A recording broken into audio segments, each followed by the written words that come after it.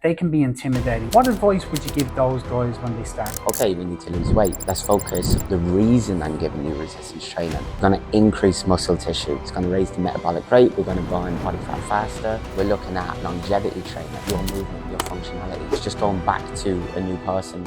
With the in-body scan, it's a great adjustment that's been brought to Westwood. There was a lady came and she just wanted to know her overall body, so I educated her. But I'm a bit too nervous to start. I don't think I belong there. I was like, I'll give you 3 machines and you just have to come up here for 15 minutes. We're not telling them the end result, but we're looking to get them there. Baby steps. Baby steps. It's the exposure therapy. You know, she said, I feel more mobile, I feel more awake. Yeah, I feel 100% more confident now. What I would say to you, keep it small and it will naturally grow. Yeah. For someone just starting in the fitness industry in one sentence. Just get through the front door, start small, don't look at the person in front of you. Be inspired by the person in front of you and just don't let social media overwhelm you.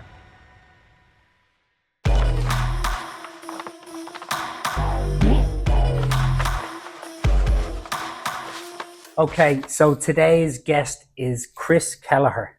Chris is born to Irish parents in England. Is that right? That's correct. Moved to Ireland when you were 6. Yes.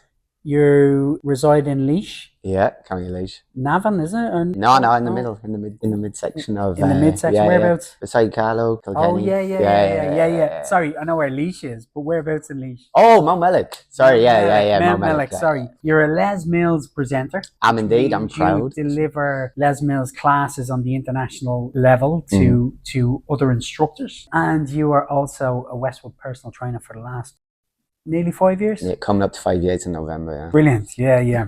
Well, you're very welcome to the podcast. The reason why I want you on the podcast, Chris, number one is because you're a great personality. Thank You're you. a bit of crack, you're a bit of fun. But not only that, you got skills, and your skills lie in group fitness. Primarily, which you're brilliant at delivering our Les Mills classes to our members, but you also have vast knowledge on strength training, and I want to pick your brains for the men in the audience that might be looking at starting a strength routine. Let's start off with a simple question. How did you get into fitness? Before we start, can I kind of like sit like this? Yeah, is that okay? Yeah, nice and cozy. I like to be cozy. I was always into GAA, into like soccer when I was a kid. When I finished my leaving cert, I moved over to Australia to my sister, and that's actually where I first started going to the gym when I was 18. Because I just done bodyweight exercises to begin with. We joined the gym. I got an assessment, very nervous. I stayed for the first month just on the treadmill, but I really wanted to get into strength training. I wanted to get big, you know how it is. I got an assessment. I started the machine weights. I started seeing progress, and I just got hooked. I know this is what I wanted to do for the rest of my life.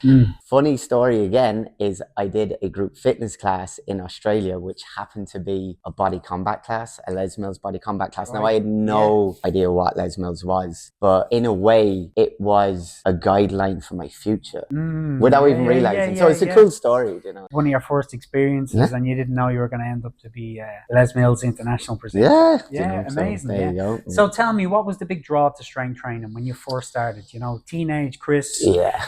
You know, in the gym, trying to figure out what to do. What was the draw to strength training? So ever since I was young, I've always been very active, like I've said. When I was doing bodyweight training, it was push-ups, it was pull-ups, you know, in my bedroom. I bought on those bars that you hook onto the door.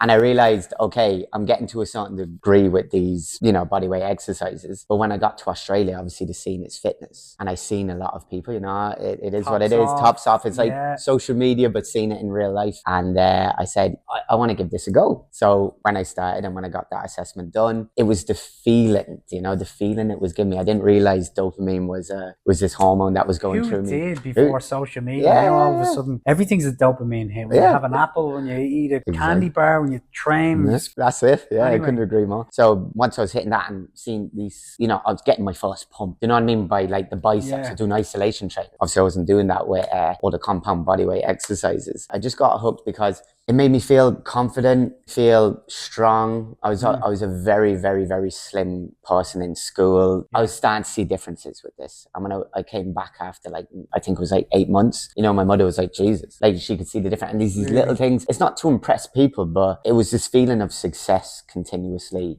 within the gym setting, if that makes sense. I knew then this was for life. So. Yeah. You're describing the pump that you get. And for anybody who doesn't know out there, that pump is that feeling where your muscles full after training. You just feel you're in better shape. It's actually just full of water and things like that from training. You get a certain feeling of, oh, I'm strong now for that moment. Well, you have that pump, which is it's great. Is a funny feeling. Also for the viewers, that's known as transient hypertrophy. Brilliant. Come here, tell me. Let's talk about young guys getting into fitness now at the moment. There's a lot of them, it's second nature for teenagers now to be talking about going to the gym. They go in groups. They don't spend as much time out drinking in fields like probably we did. They don't spend as much time drinking in general or going to nightclubs. They're going to the gym. But for someone who's just starting, where do you start? Because there's a rabbit hole of information out on the internet. Where would you start if you were a 15-year-old Chris? If I would go back to when I was 15, I know the times have completely changed. And just like you said, there's a lot of, people on social media putting out what are the best workouts, and there's hundreds, there's thousands. Especially with TikTok, it's the next video, it's the next video. So information and education isn't being delivered properly. My experience from when I was younger, like I mentioned to you, I started with bodyweight exercises. I started to condition my body in mastering the acts of being able to control my own weight and movement, focus on functionality, focus on cardiovascular health through this as well, which then opened up doors that led me to resistance training. Obviously, for me, Instagram was a thing back then, but I wanted to get it from an expert. I wanted to know exactly to a T what I wanted to do. What I would say to a beginner who's 15, 16, yes, I do see them come into the gym, especially in Westmanstown, and you can see that a lot of their efforts are portrayed from Instagram or TikTok. Don't get me wrong, fair play to them. I prefer to see them in there than, like you were saying, being drinking in the fields and all that. But starting small. Not going too big too quick, you know. Focus lifting on too heavy too early. Lifting too heavy too early, not focusing on form. The foundation and the fundamentals, the basics are what work, and they always have worked, and that's what always will work. And hindsight is 2020. We obviously have hindsight being in the fitness industry for as long as we are, but it's starting that move well. Then when you move well, think about moving more weight. Don't move more weight if you can't move well. Exactly. So start with the foundations, be able to squat effectively, hinge effectively, press both chest, overhead, and a good pull, maybe pull-ups like you were saying. Exactly. That's the foundation. So start to move well, and then you start to add the weight. Yeah, and I couldn't agree more, because like I'd say on my training courses in strength development, we want to focus on good technique. When we focus on good technique, it allows good range. When we have good range, we'll have good control, and when we can manipulate all these together, this is the opening point for us to start to progressively load, and instead of the opposite way around, progressively load and then think about technique. That's what we see a lot, and I know we're seeing it in most of the gyms worldwide at the moment. It's a universal problem, I think. And it's hard to talk sense to young people, because we were young once, and we're just old. We don't like talking, speaking sense. But you're right. There's multiple variables that will go into building a strong body, moving well, moving with control, moving through proper range. I think that's an important one, Chris, because what you're saying there is, say you're on a bench press, but you're not bringing the bar right down to your chest. You're not getting the full stretch in your chest, which means you're not working deep into the muscle like you should, because you're lifting a heavier weight. You're stopping halfway and going back up. I'm thinking that is the more way, effective. Yep. And I think a lot of the time with the young people as well, because, they're surrounded by their groups as well, and it's all on nothing. It's a contest. But what they don't realize is, under these heavy loads, maybe not even getting the range, but all they care about is getting the weight up. We're looking at neutral spine. It's not neutral. We're looking at a lack of a core brace. We're looking at foot position on the bench, just using bench press as an example. All these variables will not exactly lead to the benefits of the bench press, but could start to increase risk of injury. I've seen it with young people, the young people having the bad knees, the shoulders at a young age. That shouldn't be happening. No, and it's purely down to lifting too heavy without proper movement. And it's the mixture of them two things. It's hard to get through to young guys. And because it's the action that they're competing with rather than the result. But if they could put their mind forward in time and see the result they'll get from doing it properly, they wouldn't care about the action. which is a tricky one. So a young guy comes into the gym, right? He goes, okay, I'm going to start to move well first. I'm going to get a strength program and I'm going to train twice a week because that's all I can commit to. Yeah. What's some parameters that should be in that program for someone who's just starting and they want to get all over body strength development, and they have about 45 minutes in the gym? Perfect. So what I would say to this new person is, like I said to you about the bodyweight training, we can start to adapt in resistance training through that. I'd be focusing on the fundamentals of compound movements to begin with, to allow multiple muscle activation and joint activation as well. Yes. So it's preparing both their musculoskeletal, their nervous system in preparation for more advanced kind of lifts as well. Yes. So I'd keep it basic: dumbbell bench pressing, dumbbell chest pressing, shoulder pressing, deadlifts, pull-ups. Yeah. All these main variants that, like we said, the basics builds a foundation of strength. We're looking to build a foundation. When they're looking at Instagram, they're seeing the bright lights of these people who are very advanced. They're in great shape. They've done this for years. Yeah. They also had to build a foundation of strength. So it's what it is where, and I was talking to the other instructors about this, it's not about giving out to them, telling them what they're doing wrong, but it's having good education towards them. One, they're going to earn your trust. And two, they're actually going to do what you prescribe to them. Yes. When they start seeing the benefits, which they will if they do that program, then it just opens up more gateways for success for them as well. So what you're saying is, young guy comes into the gym, taking that he's moving well through deadlifts and squats and bench press, you lift a light enough weight that you can control it. Exactly. Many reps or sets do you recommend for someone starting, just looking to build a bit of muscle? So someone starting in between even 10 to 15 reps. 10 to 15 reps. Focus on light load, focus on getting the heart rate up, muscle activation, muscle stimulation. And then once they get the fundamentals down of the movement, they get experience in the movement, then we can start bringing it into a more strength aspect. 6 to 8 reps, more sets, more recovery times. Prescribing more load to the muscle groups to allow adaptation of increased strength and increased muscle. But it's about building that foundation. Exactly. So the young guys, you know, whether they listen to these things or not, they're going to do what they want to do anyway. You know, there's a lot of guys my age, right? I hit 40 there about 6 months ago now. Congrats. So I'm nearly 41. But there's guys my age or maybe a little bit younger that's starting on a fitness journey. Maybe their doctors have told them to come and start training. Maybe they've just bitten the bullet and said, look, I'm going to have to take my health seriously.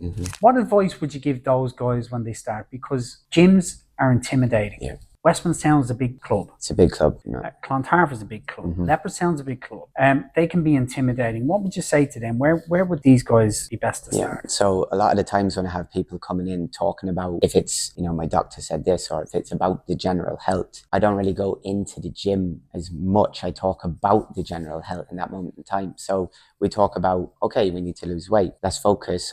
The reason I'm giving you resistance training is we're going to increase muscle tissue. When we increase muscle tissue, it's going to raise the metabolic rate. We're going to burn body fat faster. And the byproduct of that, we're looking at longevity training, your movement, your functionality, ligaments, tendon strengthening, bone density, prevention of osteo. When you mention this to people, the reason when you adapt a what and a why, you get their attention. And that's going to give them more, I suppose, motivation to want to be there. Yes, you know? And I like that because you're taking them out of the visual. Which it is visual for a lot of people, but it can be an empty vessel or an endless road sometimes. And I like the way you're talking about increasing muscle tissue for longevity, because if you hold more muscle tissue, you're going to be stronger for longer. Osteoporosis, trying to prevent that, which can happen to guys as well as they get older, mostly women. I mean, the gym is so intimidating sometimes because I remember walking into the gym for the first time. I don't know about you. You see big guys, you don't look like them. I still don't look like someone who's been training for years, you know. You feel you're being judged, you know. How do you get over that? So you saying to me as a person, or what would I say to others? Well, just give me your experience. Well, my experience is, it is intimidating. And when I was younger, I did feel intimidated until I, got going. Until there was a certain realization when I looked around that everyone's in there for their own reason. Behind closed doors, we only see the person in the gym shack, probably in good shape. You don't know their story. You don't know why they're there. You don't know what maybe they're dealing with in the background. Yeah. So sometimes we reflect they're judging me when you don't know that they think you're judging them. Do you know? And it's like, it's a funny concept really, because it's almost like we're trying to have a conversation without talking, or we're just trying to think what each other are thinking. Do you know what I mean? But in Westmanstown, you know, it's such a great community that we work in. I see people helping each other. They're spotting each other. For instance, just going back to a new person, with the in-body scan, it's a great adjustment that's been brought to Westwood, because there was a lady who came and just wanted to know her overall body weight, how much muscle, trying to know, you know, what her stats were. So I noticed the muscle tissue could have been increased in the segmental lean analysis part. Yeah. So I educated her. This is why you probably should be doing this. But I'm a bit too nervous to start. I don't think I belong there. I was like, I'll give you 3 machines and you just have to come up here for 15 minutes. And she did that, and she done that for 15 minutes. And she's completed her 6th day with me now, because I got her into the 6-day plan. And now she's doing... Just to clarify, he's not dating members, just to... In the gym. In the gym. So now she is doing 45-minute workouts. Wow. She's doing 6 machines and 2 free weight exercises. And she's in the free weight section. So this is someone that has, you know, obviously us as personal trainers, we're not telling them the end result, but we're looking to get them there. It's small, incremental, like the 2-3 machines introduction. I kept her close to the reception desk with the machines, giving her the thumbs up, you know, all these kind of things. It's baby steps. It's baby steps. And you know, it's nearly like she had a fear that she didn't belong, but it's the exposure therapy, small exposure, 3 exercises. Exactly. All of a sudden she's like, okay, this is okay. I don't feel great, but I don't feel horrible. And then all of a sudden I feel a little bit better, and it just grows from there, which is brilliant. And now, that's it. And the positivity that comes from that, you know, she said, I feel more mobile. I feel more awake. Yeah, I feel 100% more confident now. I know it takes some others longer than others, but you don't know unless you try, unless you start. And I just think for personal trainers, gone are the times of the boot camp style, you know, work hard. Harder, faster. Yeah, because keep going. Like it or not, we're in the game of physicality, and it's emotional, it's mental. So you have to be very certain with what way you're prescribing things to people, you know? Yes. That's why I would say to you, keep it small and it will naturally grow. Yeah. And we're dipping into a little bit of mental health there, you know, and you have to be so careful that you're not perpetuating someone's negative mental health conditioning. You know what I mean? Like you have to work harder, you have to work longer. You know, expectation is such a big thing. You know, if a young guy or a middle-aged guy or an older guy is coming in to start a fitness journey, I really think that setting the expectation as something that's achievable and reachable and that they can exceed is the first part of them enjoying the process. Because if what you were saying, that lady that came in, you know, if you had said all you have to do is come in 5 times a week for an hour, she would have went, I can't do that. I can't do this. This isn't right for me. I knew I was right. I should have never came to the gym. But you said, look, 15 minutes twice a week, just come up here. You set the low target. She achieved it, and she feels good about the action because, hang on, he asked me to do this, but now I'm doing more than that. Exactly. So I'm doing enough. So setting the expectation is so important for someone's mental health. And that leads us into group fitness, because you were talking about boot camps and you know, years ago when I first started, it was all about screaming louder, come on, get going. And that has changed. Thank God it's changed over the years. So how does group fitness play a role in people getting in shape, people enjoying fitness? Yeah. So a lot of the times, like in Westmanstown, we have very busy classes. We have a lot of new members coming in day in, day out. They'll always start in the back. Yeah. And it's down to us as like the class instructor to go down, just break the ice. Hey, what's your name? My name's Chris. Welcome to Body Pump. Body Pump, for example. Obviously, I'm going to go Body Pump is my favorite. You know, giving them a clear understanding of what they need, helping them set up. Yeah. The best advice I ever got was from a presenter. His name was Mike. His name is Mike Trott. Be at the door, because when they come in, you're breaking the ice straight away. Yeah. And that's just any advice, any class instructors as well with new participants. Break the ice, get your name out, get the equipment layout that they need, give them a insight of what the class is and what it will be. that there would be adaptations and variations made to the class. Yeah. So there's so many entry points for them. Wow, there's so many, you have the Smart Start with Les Mills, you can leave halfway through the class. Yes. And what I noticed with this is the retention then of them coming back, of them opening up, doing one class to becoming 2 classes a week, 2 classes a week becoming 3 becoming, can I get an assessment on the gym? Yeah. It's just coming back to what you were talking about it grows, but it just has to start, right? Yeah, that's all it comes down to. Just so with group fitness, and again, it's touching on that expectation. You're there at the door, you're welcoming them. This is what the class is. This is what to expect. By the way, if you feel you can't get through the whole class, you can stop after 30 minutes. It just takes all the fear because they're thinking I can't last more than 30 minutes. I can't.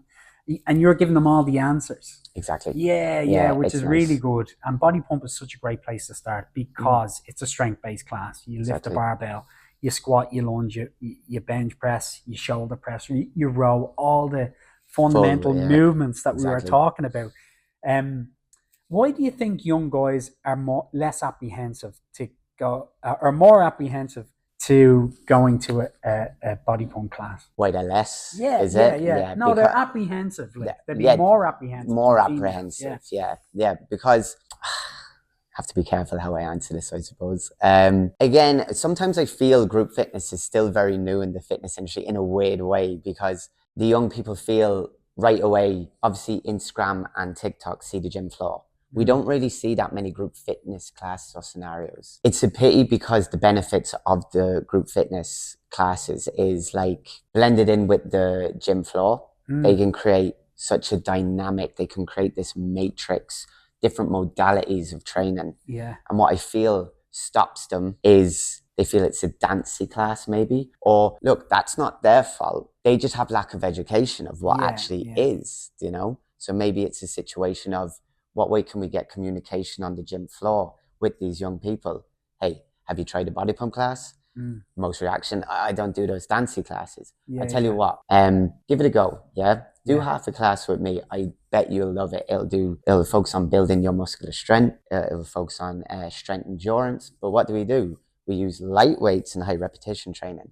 What this will do, it's going to increase more mileage in your muscle. And this is really going to help blend into your gym floor training as well. Trust me. That muscular endurance is so important. Exactly. So important. Yeah. And body pump, you get a massive pump. Back to that pump, you get a massive pump 100%, from body pump. Yeah. It's a good thing to throw in on top of your strength training. And the reason why I like it is you do all them foundational movements in it. You get that foundation of movement over high repetitions because it's the 1,000 repetition rule, the 1,000 hour rule. The more you do something, the better you get at it. Brilliant. Chris, what we often do is we do a quick fire question round at the end. Okay. So I want to ask you a series of questions. I think there's about 15 on it. Okay. Just give me your what answers. Comes to my mind. Straight off the bat. Quick fire round. Right. With Chris. Favorite exercise? Barbell back squats. Least favorite exercise? Calves. But I need to do them more. Anything to do anything, I'm too lazy. I know. It's forgotten muscle. I know, yeah. Okay, cardio or weights? Mixture of both. Oh. Morning workout or evening workout? Morning. Favorite workout song right now? See, the funny thing is I'm going to answer that. I actually don't listen to music on the gym floor. Reason being is Les Mills has completely scrambled my brain that I have to move to the movement and music. But if I was to say it, oh God, that is such a question. And I exercise to music every day. I like that. I like a bit of Kendrick Lamar. I like Kendrick, I like Kendrick. I get it. Okay, what is your go-to healthy snack? Cottage cheese. Are you going to ask me that way? No, you're going to ask me that? That was Satina Balls, and it is absolutely not cottage cheese. What's your hate on cottage cheese? Can I be honest? Yeah, go on. And I'm going to say this. It's the devil's diarrhea. I'm sorry. I'm sorry. Tina's going to shoot me for that. I don't know where the cottage... And I know a lot of people are going to hate on me for that, but I actually like cottage cheese, but it's small bit of honey. Okay, fair. I'll try that next time when I change my perception. Okay, but what I would say is, I like sourdough bread with avocado. Nice one. Yeah. If you could eat a guilt-free meal, what would it be? Like a whole meal. Yeah, no, like whatever you want. Yeah. And you were free from ever feeling guilt about it. What would that so I be? can go big, is it? Yeah. A burrito. A burrito. A big one. A large one. Yeah. Okay, what's your best piece of workout advice you've ever received? Okay, so stop looking into the future. Like I said, stop trying to go too big too soon. I was one of them, and this was from a man who was watching me in Australia. He stopped me one day doing bicep curls. I think I was like doing 25, and I obviously was like overarching my spine. He gave me this talk. He dropped me down to like the 15, focus on range and contraction. And I think that was just the penny dropping kind of. I was getting more out of it. It made more sense, and I took that into the rest of my workouts. So give me one piece of workout gear you can't live without. One piece of workout gear. Adidas. Yeah, Adidas. You can log on adidas.ie. Yeah. This is not a promotion. The payments for that plug. I had to say that. If you weren't a personal trainer, what would you be? An actor. An actor? Yeah. That's interesting. Yeah. I do a bit of acting. I've heard, yeah. Very good. I've done a few courses in the Gaiety. Have you? Yeah. We need to have another conversation. We do, yeah. What's your favourite thing about working at Westwood? Okay, so the community, from the management to the members to the staff I work with. I just want to give a shout out firstly to my managers. Like, in all the places I've ever worked, they're so understanding. They really help push your goals. Obviously, me being a Les Mills trainer and presenter, they're always very, very catering of that side of the job when they don't have to be. And they always put us first. Yeah. Like, they put their members first, but they put us first as well. The members are phenomenal, and just Westmanstown is quite a beautiful place. So, yeah. Give me your personal fitness goal for this year. This year, I'm thinking of trying to get into High Rocks fitness. I've done the Les Mills, I've done the photo shoots, so I'd love to do a duos with one of my buddies that does all my classes. So probably, I know the Dublin tickets sold out, but if one comes available, I feel I'm in the fitness already because of all the motion. It's an easy segue. Yeah. Advice for someone just starting in the fitness industry in one sentence. One sentence. Yeah. Just get through the front door. Start small. Don't look at the person in front of you. Be inspired by the person in front of you. And just don't let social media overwhelm you. That's good advice. And finish this sentence. The best part of my job is... getting to come in, have the crack, get to slag Michael Bollard a lot, so that's cool. I have fun Shout out to Michael Bollard, general manager. And I'm just lucky that I get to change lives every day, and I get to do what I love, which is Les Mills every day. I always said this, me and my friend said it, and my mother said this, it's like, I've never worked a day in my life, and I feel I haven't. I work very hard at what I do, and I'm just happy. You're happy. Doing what you love. Doing what I love. On that note, I would like to finish, and thank you so much, Chris, for your time. Very interesting talk. If you want to see Chris on social media, where do we get you, Chris? You can get me on Instagram. I don't really use TikTok, so _Chris _Kelleher _94. When you were born, 94? I was born 94, yeah. We got to get some older guests on here. God, I'm 31 next month, man. Thanks, Chris. Thanks for your time. Thank you so much. Thank you.